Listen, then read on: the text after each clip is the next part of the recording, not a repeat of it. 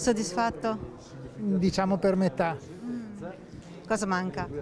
Un equo e giusto risarcimento in favore delle parti civili che, da quel che ho capito, verranno rimandate davanti al Tribunale Civile per avere un giusto risarcimento. Il 5% del richiesto mi sembra nulla. Sembrava quasi impossibile la condanna di Zonin ed invece alla fine c'è stata però. Sì, c'è stata e vedremo le motivazioni della sentenza perché ci sarà molto da capire.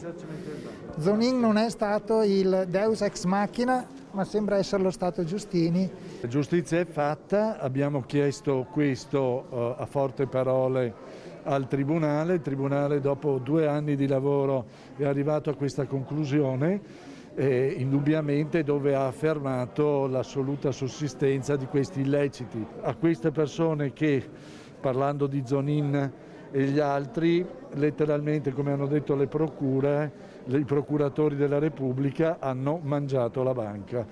Non finirà qui e siamo contenti di questo primo risultato.